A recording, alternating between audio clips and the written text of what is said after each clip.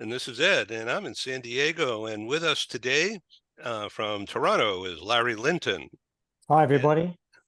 and from, where are you, Howard? Are you in LA or in Boston? No, I'm in Miami today. Oh, Miami. Hello, That's a good place.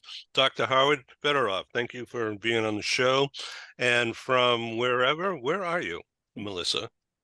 Michigan. Okay, back in the cold. And Yeah. this is Melissa, and she's with Deloitte, but also is an AI expert. And this is the theme here, med tech.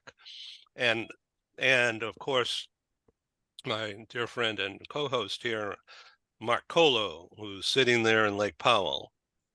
Hi, everybody. How are you guys? Good to see you, Howard. Okay. And so now we have Chris, welcome, and Leah, welcome. Hi, everyone. Hey, Great. Chris. I'm really glad that you could make this, and nice to meet you. And thank you, Nice Dr. to meet Howard. you too. Okay, we are live here on this show that I've called To Life. And all that is like a medical approach, but also a cheery way of trying to solve some problems. With us, Dr. Howard Fedorov for I think the fourth or fifth time on the show. Thank you very much. All from the good offices of Mark Colo. Mark, first of all, let's start off with you. How are you feeling these days? And tell us about your current work with Fine Neuro and your own wonderful experiences apparently you're having living in Utah now. It's been a transition going from sea level to about 4,000 feet elevation. That's got some changes and adjustments in itself. I learned that St. George is a beautiful place to be. Great hiking, friendly people, just a lot of pluses. But then again, they've got ants, they've got scorpions, they've got weeds of all different variety. Wow. And so it's been a lot of work too, Ed, trying to kind of adjust to all these things. Store for Mark. But the latest is, and Howard, you could probably address this for me, maybe, or give me some advice. You always give me good advice. I went in to see the doctor about 3 months ago because I thought I had a common cold. Well, he wouldn't do anything for it. He said, you know, it's a virus, so we can't give you anything for it. You just got to wait it out. I said, well, how long should it take? Probably a couple of weeks. It should be getting better. If it's not better in a couple of weeks, give me a call back. So I said, okay. Well, it kept having the same cold symptoms. And then I thought, well, gee, maybe it's something beyond, maybe it's something different. And so they test. I went to another doctor. He tested me for bronchitis. He said, you might have bronchitis here, I think. I said, how long does that take to clear up? He says, well, it could take 3 weeks or it could take 3 months. He didn't know for sure. And then I thought, oh, wow, okay. So now we're getting close to the 3-month mark. It hasn't completely gone away yet. And now my question mark is it an allergy? I've never had allergies, but I'm told that when people move to the mountain area with the sagebrush and everything else, you can get these allergies. So I went to get tested for allergies. And you know what turned up what my number one allergic item is? Sagebrush. Oh my God, wow. You know how much sagebrush they have out here in St. George? A lot. So it's been a challenge, Ed. It has been a challenge, but I'm weathering the storm and I'm going to get through this.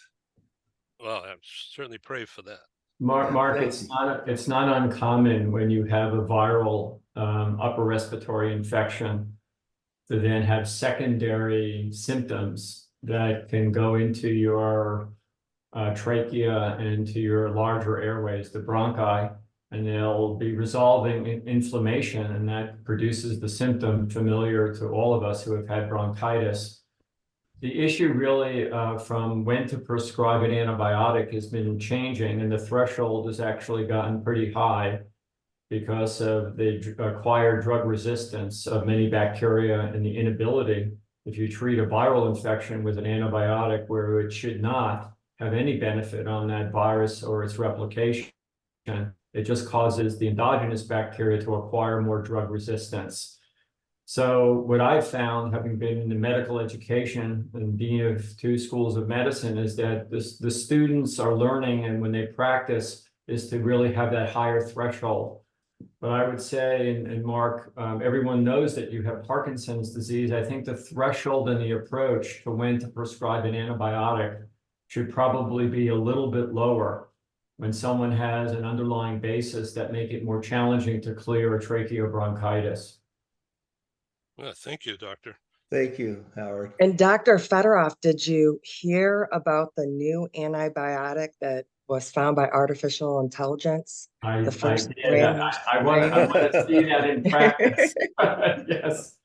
Yes. Yeah. Thanks, Melissa. Yeah. Yeah.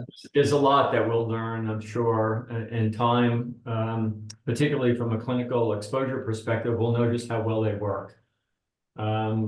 The pharmaceutical industry has been really challenged to find new antibiotics that work on mechanisms that have not been previously explicated in part of what we commonly prescribe.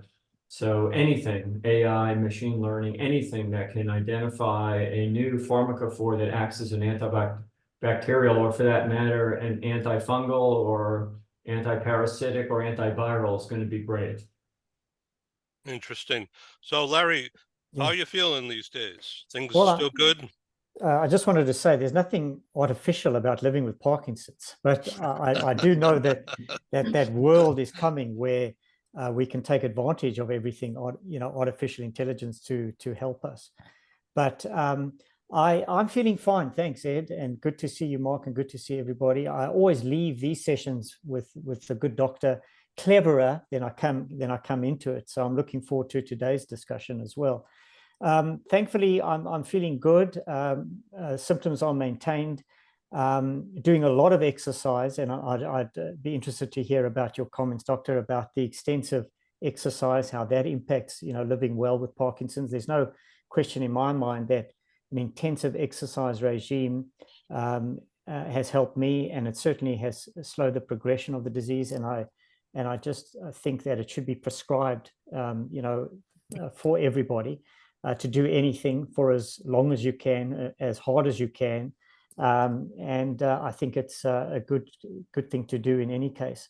But thankfully, the benefits of of my exercise has resulted in my neurologist actually reducing my medication. Oh, that's great. Great. So it seems at some stage I feel like Benjamin Button going backwards.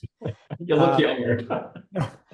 Last year I celebrated, October last year I celebrated my 60th birthday, a day after completing my 4th half marathon, and then after riding 100 kilometers over summer. So I don't want to brag about that, but it's the evidence of the exercise that I think has really made a great impression. So good to see everybody, and looking forward to learning more today.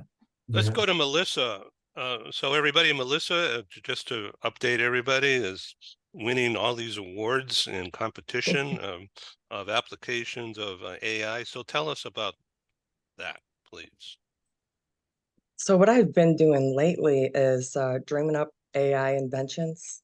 And within the last year, I won Deloitte's Global Innovation Challenge Round 1 with 47 different machine learning, artificial intelligence, Gen AI, interactive AI inventions and ideas and products and services.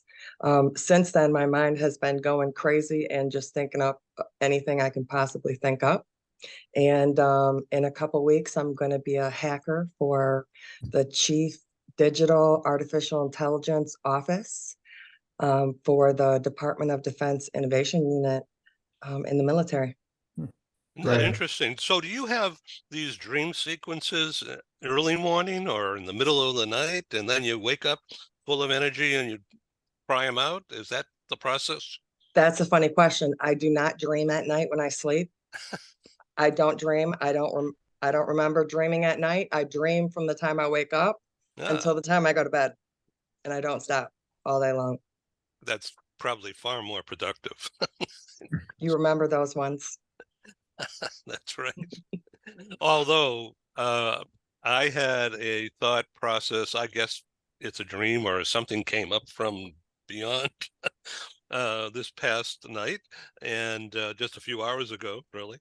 And I got up and I had to sit down here and tune in. And sure enough, there was a message from somebody asking me a question, almost exactly what I had that dream sequence about. And there was a communication. So it didn't create any new invention and it didn't solve any problem, but it was really interesting. It reminds me of the Back to the Future dream with the scientist. So, Melissa, tell us about AI in medicine. I'm going to stop talking. There's been a lot of new advancements that are really coming out quick. The one Dr. Fedorov and I were just quickly talking about, and also the resistance is one of the reasons I'm so excited about it. It's the first new antibiotic that's been created. And I don't want to say it's been created by AI. I want to say it's been created by scientists who use AI to figure out a new antibiotic in 60 years. And if it's a brand new antibiotic, nobody might have any resistance to it. That might, even cure other illnesses that antibiotics don't cure now. So there's a lot of different exciting advancements coming out with new medicine. That certain medicines can work for, bacteria infections, viral infections. Maybe this can work for something else too. So that's exciting. There's been some advancements with using imaging and making large language models of imaging of MRI to possibly predict Alzheimer's disease. So that's a great new advancement that's coming out. So precision medicine has been big with coming out with new chemicals that could possibly be used in chemistry and biology to also create new pharmaceutical medicines.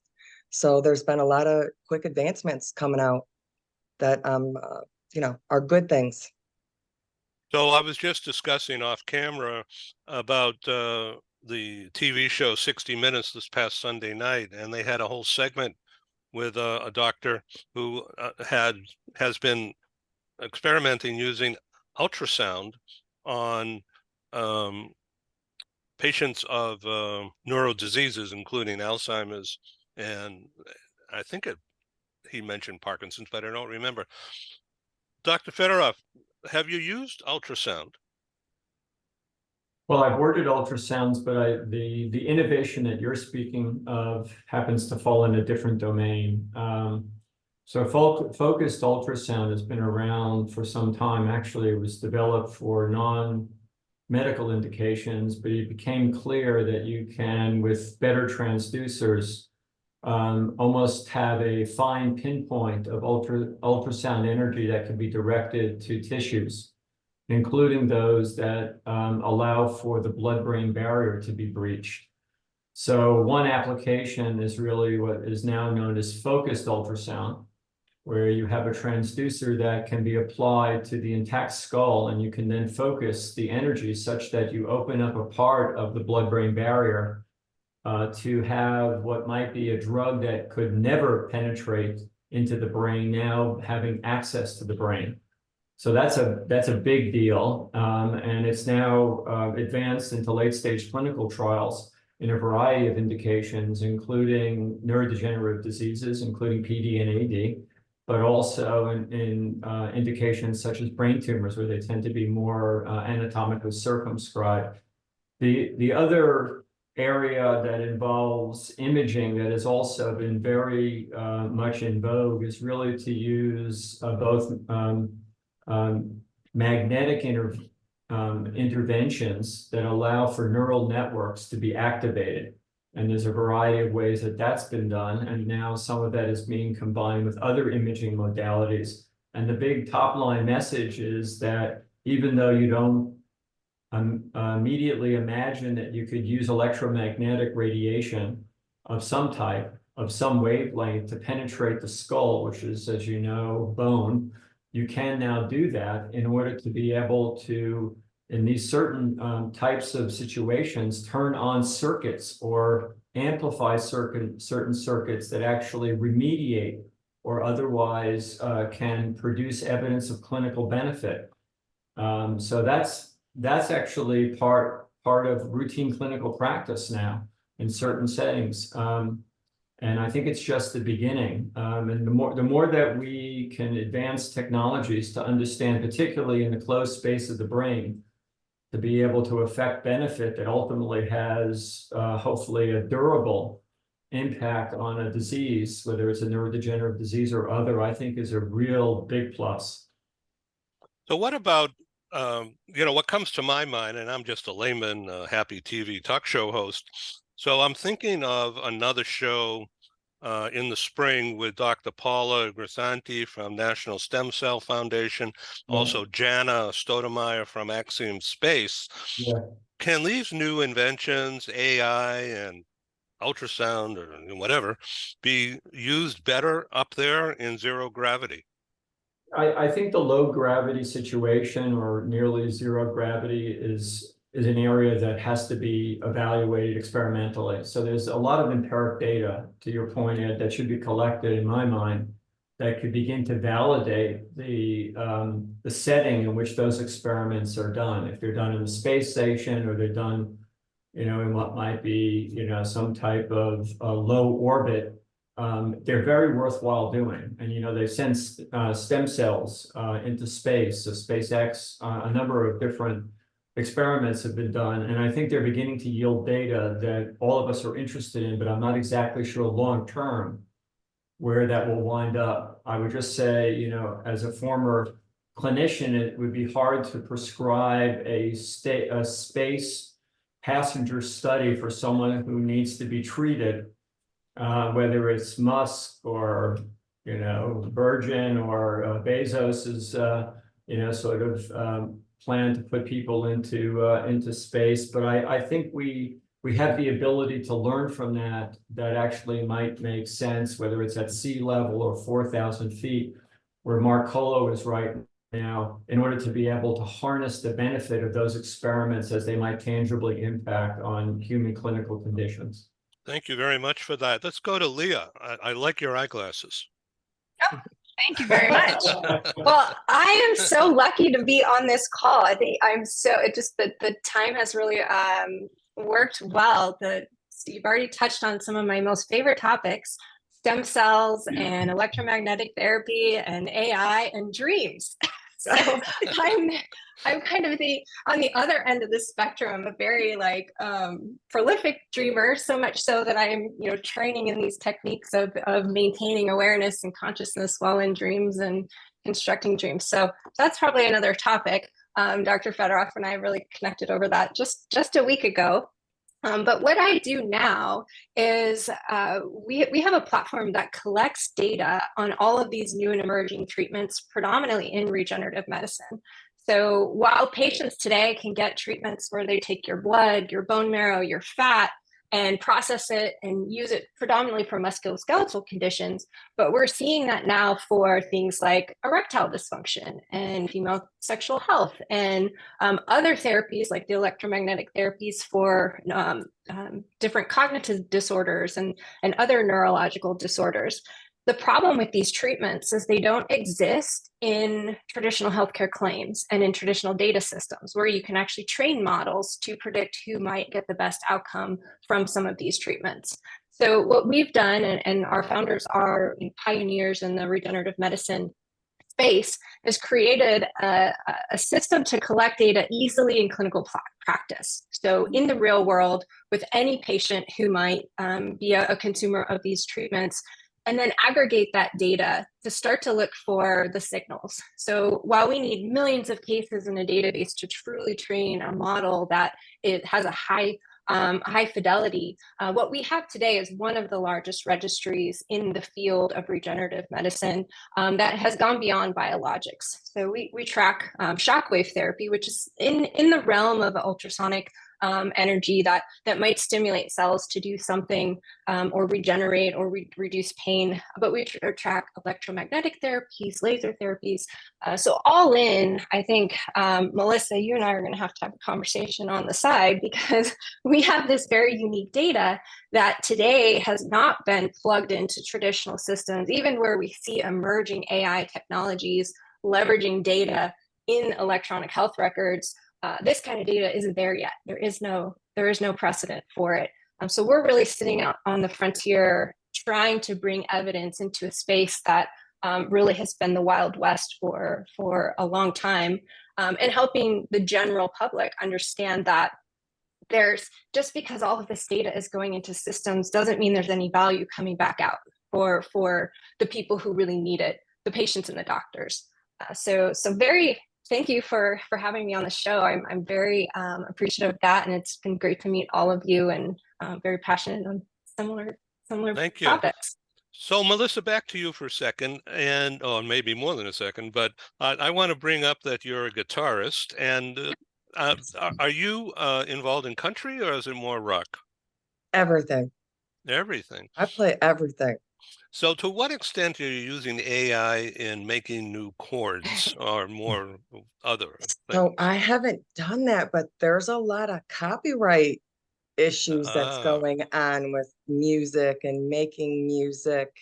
And I am really interested in finding out if AI can make brand new chords that haven't been used by any music at all. So what sounds haven't we heard?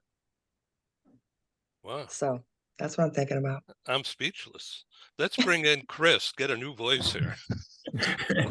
Thanks for including me in this group. I have been connected with Mark, and Mark wanted me to join because he thought this was just a great team. And thanks, Edwin, for allowing me to be on this. So I pretty much have got the connection with the neurologic side of things over time, more from the I call it the non-sexy side, which is how to help get patients to be able to pay. Cover the out-of-pocket expenses for a lot of the medical services that are provided. So my connection with Mark was with the TEDx talk that he recently did, and we just got connected because, unfortunately, Parkinson's affects a lot of different people. It's affected a couple of people in my family, but he was also involved in his organization was also involved in autism. That's something that is hit close to home with both my own immediate family and also with my sister. So we just kind of got connected with a lot of the different things, and he found out that I did fundraising for almost 20 years at Cincinnati Children's Hospital. We raised over a couple $1 million, reached about 1,000 patients to help them with their out-of-pocket expenses. Not just neuro, with everything from cancer to heart to any type of weird disease or comorbidity that was out there. So Mark and I have gotten connected because with his, what he's trying to drive, we want to continue doing that, and other things that are focused on quality of life. So it's funny, I'm also a board chair on an organization called Hear the Hope. So Melissa seems to kind of be connected with a lot of different people in a lot of ways. So I'm already homing in on the fact that, hey, if you're interested in doing guitar work over here, our organization takes young, burgeoning, musicians and connects them with patients at different hospitals, predominantly Cincinnati Children's. They do a song together, and then that song plugs into their fundraising to actually help raise money for the hospital or for the physician. Yeah, it's great. I would definitely help do that. I would love Yeah, to that do would be fun, especially if you get the AI connected in Yeah, on this. I'm in. Yeah.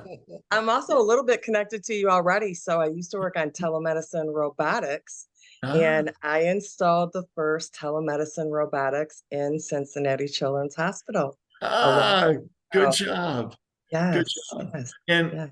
I stay connected with Children's. I ran their customer service for 17 years. And I've since then left to go back to work for a neurosurge group.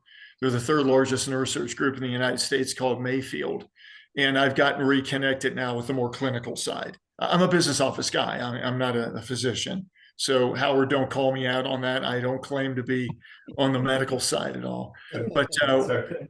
yeah, but our docs there are very much involved in that, and I got connected with a guy by the name of Dr. George Mandiber, who's very much into deep brain stimulation, I try to get involved in all this stuff as best I can. Mark has played though on getting me back into the fundraising component of it, so. We'll be talking more about that just on my trip out west here, right, Mark? That's right. You're gonna be our magic man. I can't wait for it. Magic. It's gonna be good. maybe I could just relate something. You've mentioned music and the mind. I'll try to make this brief, and many, perhaps all, have heard about this. A first chair violinist for a major orchestra in the United States developed intractable epilepsy to the point where she couldn't even be reliably able to perform an entire concert with the orchestra. And she sought a lot of clinical opinions, and eventually she was asked to see a neurosurgeon who was able to operate in the most non-invasive ways. It's still neurosurgery. Anyway, she underwent a mapping of where her epileptic focus, where does it start in her brain? And it turned out that it was right next to one part of the cerebral cortex that's important for the orchestration of motor movements that allow you to play an instrument. Interesting. The violinist, she understood that she'd undergo this procedure and she may never, ever be able to play the violin. So she undergoes the procedure. And while she's just coming out from anesthesia, the very first thing the surgeon did was to hand her violin and ask her to play her favorite piece. After less than a minute, she was as if she was back sitting in her first chair playing. And so he knew that he had preserved that part of her cortex. And she now goes around the country talking about this issue about music, the brain, and how it's impacted her life, not just her with epilepsy, but it affects many others. So I thought I'd just share that anecdote. It I sounds think like we a should, TED Talk. yeah, I think we ought to invite her on this TV show. I do too. Yeah, she's very eloquent. I can make the introduction, and I don't know what her sort of public appearance schedule looks like, but she was out there quite a bit talking about it. And, this is one of the few extraordinary great successes in neurosurgery where the brain becomes fibrosed almost when you have an epileptic focus, particularly when you've run out of the drug responsiveness that normally controls the frequency of epilepsy. And she had really no other recourse other than to have what was a resection of part of the brain where the focus of her epilepsy had been mapped. I mean, think about the courage that it takes. And she'll walk through that if we could get her on your show, Ed, because I think everyone sometimes has to really come to a point where it takes courage to make a decision, no matter how hard it might be. Whether you have a diagnosis of Parkinson's or Alzheimer's or whatever, but it can be life-changing when you're in the right hands, in this case, of a really gifted neurosurgeon. So I'll make that happen, Ed. So I want to make sure you all know that Larry Linton plays the drums, and now he did it because the band's coming together. he was shaking, Yeah. so he works it out, right? Yeah, I'm starting to think there's a band in here somewhere, called the Shakers and Movers. Yeah. But What do you play? Oh, I'm just a really bad karaoke singer, guys. Hey, you're in. I can play one on TV, but I'm not not legitimately talented there. So I'll be your fan. Mark, do you think you can do the jitterbug to this stuff? I could do the jitterbug. Oh, for sure. I want to apply for the alternate drummer to Larry because I used to play the drums in high school. I can be. I didn't know. We have a musical therapy band going on here. Exactly. Yeah, mental So music. I may be dating myself a little bit, but I'll expect both Larry and Mark to play their renditions of Wipeout next time we're together. All right. But I've got a dream, and that sounds for timely. Melissa. That's good for Melissa. timing. But just listening again, as I said, I've always learned something when I'm on with you. With artificial intelligence, is there any way to have artificial intelligence review all of the failed clinical trials that, That's a good one. Yeah. and sort of disseminate and analyze the reasons for the failures, so that we can maybe convert that into positive clinical trials? I'd like your opinion on that. So basically, it's artificial intelligence along with machine learning. And what it does is it's predictive analysis. And I've talked about this a little bit before, and there's been some changes since I've talked about it though, Edwin. So think about this. Microsoft, you have to have a singular place that you can do all of the research. You have to have all the hardware, and it takes a lot of power. Microsoft has said, okay, we're going to allow the large EMR, EHR services to use their equipment to start analysis on artificial intelligence, which is big. So I don't know how much of a percentage Epic uses, but if you just took the data from one of those providers, you would have more than enough information to do predictive analysis, and you would look up everything. You would look up what failed, but not only what failed, but what age range, what race, what sex, what other disabilities or illnesses that person had, because there's all kinds of factors. Then you put in different factors like Leah was bringing up. What other type of treatments and biometrics can be added to this? And then I really have been mind blown lately about the AI and wearables and your sleeping pattern and your heartbeat and your amount of breaths and all of that information that has never been gathered or analyzed by really anybody. We have been gathering that information for years, and we should be able to run all kinds of analysis on that and not only figure out what isn't working, but what works for specific person. As Dr. Fedorov and I talked about before, I think it's called precision medicine.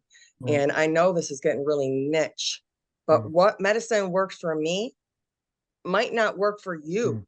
And it might not work for, the rest of everybody.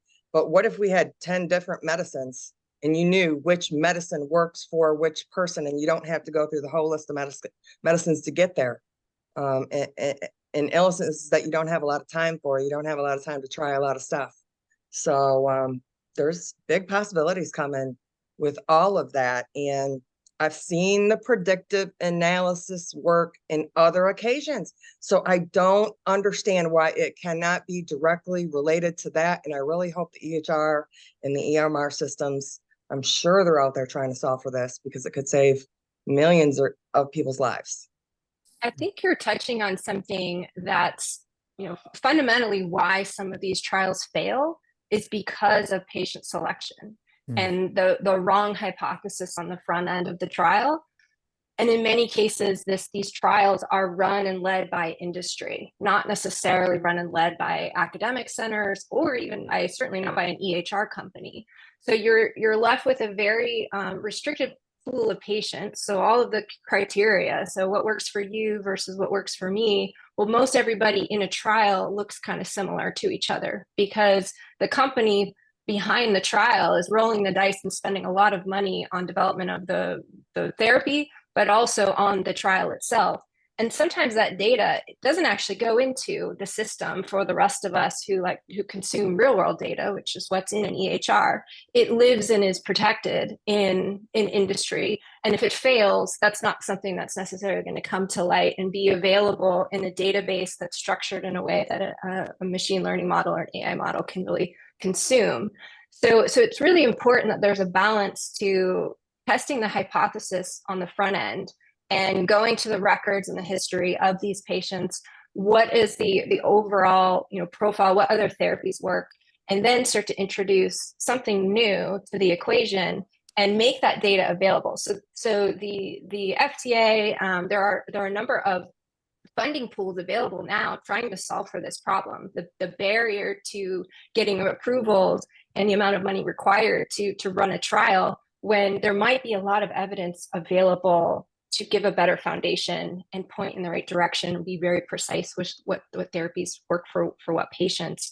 But it is truly a problem within healthcare today that these things are so siloed, the scientific, the product research and development side, and then the real world, people getting treated every day for these conditions with all sorts of different options available. So, it's the conflict of industry and everyday medicine, but data we're generally moving in the right direction today, I think, and how that data becomes accessible to people. Leah, thank you. We're having some difficulty with your sound. We're hearing you clearly, but it's all wobbly. And I just want to bring it to your attention. It could be your connection, or it could be something with the mic. I don't know. Could be my mic. I will change over to my other mic in the. Yeah. Okay, good. So I want to go to Chris. And why are you doing a TEDx talk? What's the purpose? I mean, why I'm involved in, I'm actually involved in with recruiting and coaching TEDx speakers. I see. I've never done one, and it scares me. Well, it is a different type of talk. I mean, we've seen a lot of speakers come through that are very good at, kind of the way they talk and the way they present. But TED has a specific, really a rhythm to it. And you have to coach to those, kind of guidelines to make sure that the talk is unique and yet similar to other TED Talks at the same time, TEDx Talks. So without losing the originality and the sincerity of it. So Mark was actually very, very easy to coach, to put a talk together on there, only because his message was universal, unique. So right away, you had that conquered. Plus, Mark brought a really good sense of humor to the talk, which I think kind of caught people off guard. You're not expecting a Parkinson's, patient to be up there, delivering some one-liners in the middle of his talk, which he did very, very effectively. Yeah. And really, so it kept the talk also from becoming maybe too preachy or instructional. So Mark was really easy. He had a good talk going in. He had a great style. And then it was just kind of maybe fencing a couple of things in. And then he gave a great talk, in my opinion. I actually was a co-coach for Mark on that. But it's just one of those things where, when we put on, my wife is the one who actually is involved in TEDx San Diego. She holds the license for TEDx St. George, and she's also co-orchestrates TEDx Cincinnati, and she was a co-founding partner of TEDx Shanghai, Pudong Avenue. So I get to jet around and get to be involved with some amazing people. So, and then I get to hopefully coach them into delivering, ends up being a successful TEDx talk. So it's 18 minutes, is that it? What's that? Well, we actually, my wife is the one who coached me, a coach the coach, that really the most successful TEDx talks, and she's got me bought into this philosophy, is they need to be like pop songs. So if you can do a 4-minute to 8-minute talk and get your message across, those are the most successful talks. The 18 ones require the audience to make a time commitment, because 18 minutes is a lot of time. So, yeah, and everybody, I think's got a talk in them. Like Melissa, like with a pop song, you probably got a pop song brewing in you. There's someplace you probably also have a corresponding talk that you could do as well. And other people have got multiple talks. Some people just go and they've just got this library of stuff that they want to communicate, and you see them come through 2 or 3 times, and they're fantastic. So I myself, in the early days, before I knew what I was doing, happily have 2 talks out there where one was never recorded, thank God, and the other one was never brought to light. So I like to think that I've still got my talk out there. Those other two ones are more like your kind of try and fails. So this is a talk show, and originally it was going to be 30, 40 minutes, and we're at 39 minutes right now. So I'm afraid the audience is going to leave, but I think this is so stimulating that we should continue. Larry, do you want to extend this? Sure, I'm happy to. I'm happy to. Well, I love listening to your tone and your accent, so please keep talking. Well, I'd like to get Howard's take on these topics that we discussed from the medical side. Sure. Thank you. So let me just rewind briefly. Some of this is, I'm sure, commonsensical, but most drugs fail early during trials because of toxicity. And that, although it seems really challenging because you have subjected volunteers to exposure to some new chemical entity, you've limited the exposure. So usually if it's a small molecule, the toxicity is manifest and they get better. Most drugs that fail late fail because they are not hitting the target, or the target was wrong for the clinical indication. So those are really late failures, failure to have efficacy, because typically biotech or pharma missed that the target was wrong. They still developed the right drug, but it didn't produce the evidence of engagement that was necessary to correlate with a readout that would be of clinical benefit. So how can you tell if the patient is right? So patient stratification is becoming increasingly more important, and Melissa mentioned this before, but the way I think about it is that the patient who might meet clinical criteria to be enrolled in a trial often has to satisfy the FDA. But I think about the optimized patient as being different than those who might simply meet criteria for inclusion and not be excluded, because there are a whole set of exclusion criteria. And it's in that context, Ed, that I think you're probably dealing with the most homogeneous group of individuals.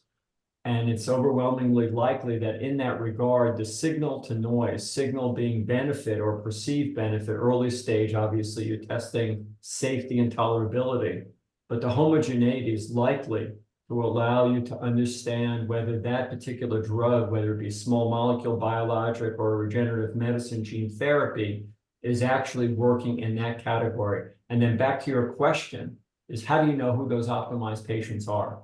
And so, what we've seen in the last decade, and I think that the advancement as it relates to both cell and gene therapy is there's a beginning of what might be a mantra, where if you understand the molecular genetic reason for the disease, often it's a disease that's been inherited the way all of us learned about Mendelian genetics. You get the gene from mom or dad, either it's recessive, you have two bad copies, or it's dominant, you have one bad copy that then has a toxicity. Those are the ones that are been most rapidly approved.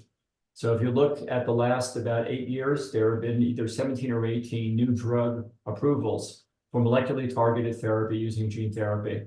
And what Leah is doing right now is really working on the regenerative medicine almost in an innovative way, because when you can mine the data, you can then roll back and ask, is there a better patient to be made eligible for this therapy? And we often don't do that over and over again. And that recursive nature of mining data to refine who for your therapy might be able to benefit most, that I think is the big future.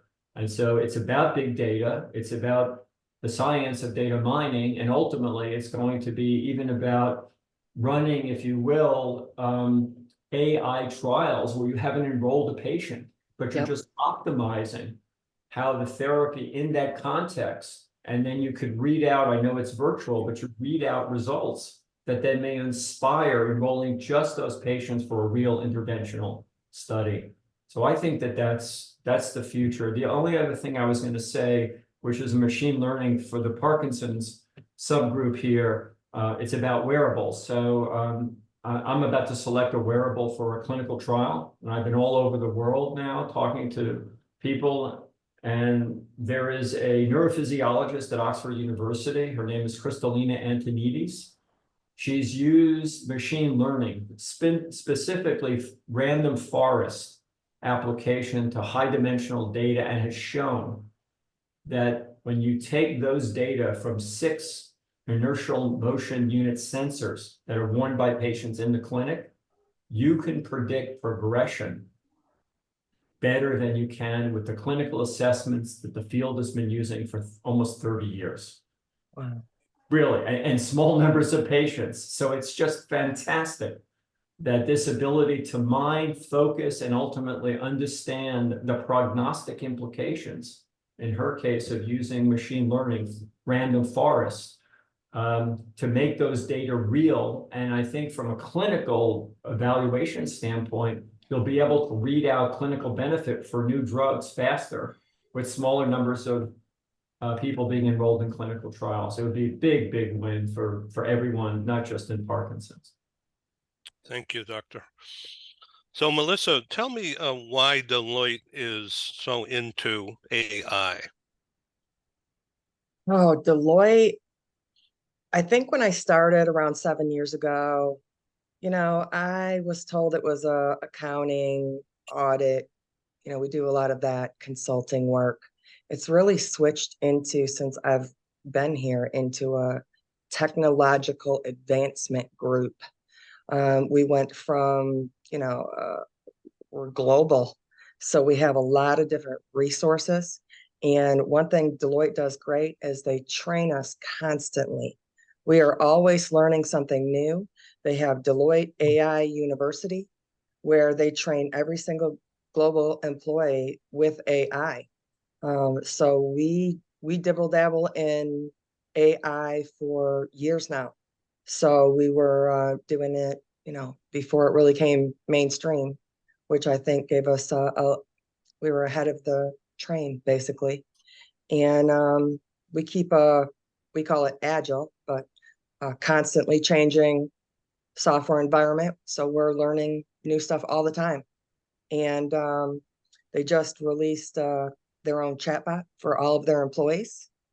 And they also are working on some clinical trials with AI in healthcare, because we also have a healthcare sector. So they do wonderful things to help people. Well, I've learned so much from this hour here.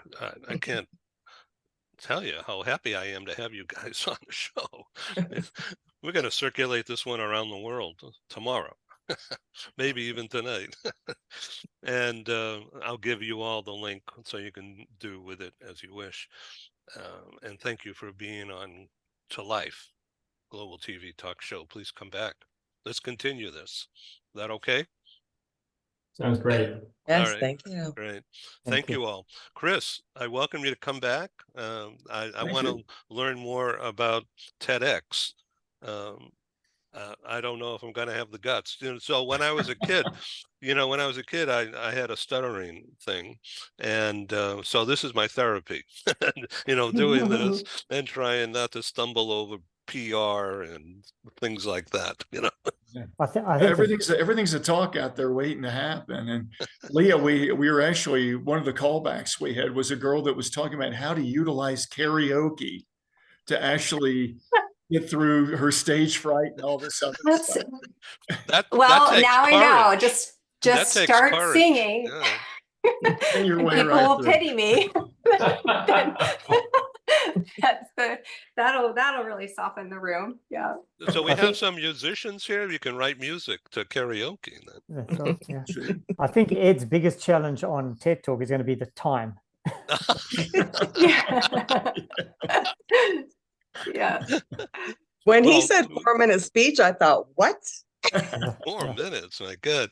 I'm putting on a live show for the first time in like 5 years in Washington, D.C. on Feb 1. And I'm not sure that, I'm excited about it, but I'm also going to have a virtual component and trying to mix it all together. And the room's going to be full of lawyers.